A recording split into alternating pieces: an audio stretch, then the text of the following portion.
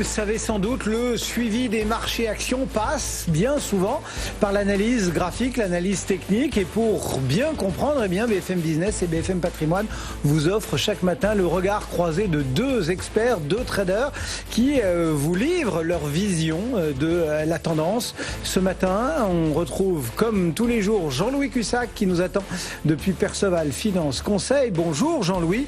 Et en ligne avec nous Jean Amar depuis la cellule Info d'Experts de Bourse Direct. Bonjour Jean. Bonjour. Merci à tous les deux d'être là. Jean Amar, comment appréhende-t-on ce marché qui perd du terrain après, peut-être en attendant d'ailleurs le retour des indices américains qui sortent tout à l'heure d'un week-end de 3 jours et qui du coup, ce marché parisien se retrouve sur les 5000 points. Qu'est-ce que ça vous dit chez Bourse Direct ? Bon, effectivement, le CAC 40 est hésitant dans l'attente de la rouverture de Wall Street. Donc, il y a des petites tensions apparemment sino-commerciales. Et on va surveiller aussi la tech qui a été très, bouleversée ces derniers temps.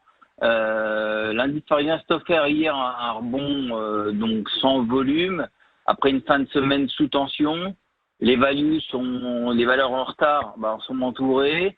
Et la tech est de nouveau sous tension ce matin sur le marché parisien. Il faudra donc maintenant, je pense, un catalyseur fort pour sortir d'un trading range dans lequel on évolue depuis maintenant plusieurs mois. Alors peut-être du côté de l'euro-dollar ou du pétrole, l'euro a une tendance haussière forte. Il pourrait donc repartir de l'avant après un récent retracement. Pour nous, il y a un objectif à 23 à 24 qui serait invalidé sous un 16. Donc le rendez-vous de la BCE jeudi pourrait avoir certainement un impact.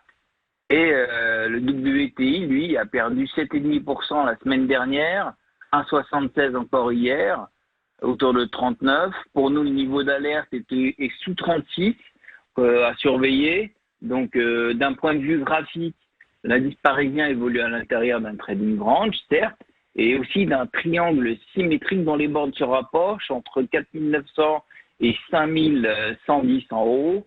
Le franchissement de la partie haute, bien sûr, militerait pour un mouvement, une poursuite du mouvement autour de 5130, 140. En stratégie, aujourd'hui, on privilégie toujours l'achat sur repli, mais pas en dessous de 4940, 4950, puisque là, si vous voulez, il y a petit danger quand même. Voilà pour la lecture qu'on propose du côté de Bourse Direct. Jean-Louis Cussac, chez vous, chez Perceval, comment est-ce qu'on travaille ce marché ? J'ai envie de vous dire comme on peut, parce que hier, ça monte en ligne droite du début à la fin. Aujourd'hui, ça ouvre, on se dit peut-être qu'on aura un peu plus de dynamique. Et encore, on voit bien les tensions en provenance de Londres, en provenance des États-Unis. On se dit, bon, on va tenter des trucs, mais très vite, on s'aperçoit qu'il n'y a plus rien sur le marché. Vous vous rendez compte, là, 400 millions d'échangés. C'est comme hier, en fait, pratiquement. Hein. C'est vraiment la misère. Alors, hier, c'est vrai, les avancées médicales qui nous donnaient un peu de punch, et puis il n'y avait rien en face. Mais rien en face. Et aujourd'hui, c'est pareil. Donc, vous avez entendu parler de cette gestion de Delta, je vous en parle depuis des mois. Aujourd'hui, elle est dominante, si vous voulez, parce que dès que ça commence à baisser, ça baisse amplifié par des ventes de gestion, justement de protection qui sur des calls, quand ça monte, on achète pour se protéger, et quand ça baisse, on se déprotège en revendant. Donc ça amplifie des mouvements. Vous retrouvez avec des mouvements de 50 points et ça n'envoie aucun message. On peut même pas en déduire qu'il y a de l'intérêt ou quoi que ce soit. Je vais vous dire, il y a zéro conviction, mais c'est évident, ça se voit très bien. Ce qui monte un jour, baisse le lendemain, etc.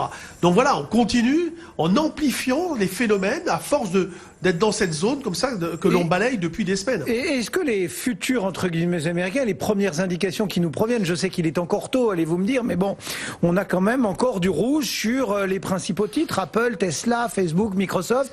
C'est pas de bon augure. Oui, c'est vrai. On a des préouvertures plutôt en baisse. Bon, c'est un peu tôt, mais à partir de midi, en général, il y a un stylet de couvre. Enfin, on voit des marchés qui commencent à donner des indications plus précises. Mais ouais, c'est plutôt un peu dans le rouge. Mais là, là sur les futurs américains, ils suivent l'Europe aussi à cette heure-là. C'est eux qui sont un peu suiveurs. Non, mais vraiment, c'est un peu casse-pied parce que ça commence à être mou, trop mou, et on se dit mais waouh, où est-ce que ça va s'arrêter? Donc voilà, alors on finit par gagner, hein. On n'achète pas bien, parfois on a du bol, on achète au plus bas, on vend au plus haut, mais même quand on n'achète pas bien, de toute façon on finit par voir au-dessus, et quand on vend pas bien non plus, on finit par voir en dessous. Vraiment, je suis désolé de dire ça comme ça, mais c'est la réalité. On gagne tout le temps, ça devient bizarre d'ailleurs, on passe par des pertes temporaires, on attend, on patiente un peu, ça finit par monter. Donc quel que soit le sens que les gens choisissent, ils disent je suis bon, je gagne de l'argent. Attention, faut pas se faire avoir de ce genre de situation. Quand tout le monde comme ça, ça devient un peu dangereux. Bon, le pétrole se casse la figure, on est à -3. Sur le pétrole, ça commence à être, ça commence à faire une bonne petite baisse. Donc voilà, marché. Mais il faut être méfiant. Il y a quand même un peu de danger. La vol implicite à 25, c'est pas très sain. Merci beaucoup Jean Amar qui était en ligne avec nous depuis Bourse Direct, et Jean-Louis Cussac en duplex depuis Perceval Finance Conseil, donc trader et formateur. Jean-Louis,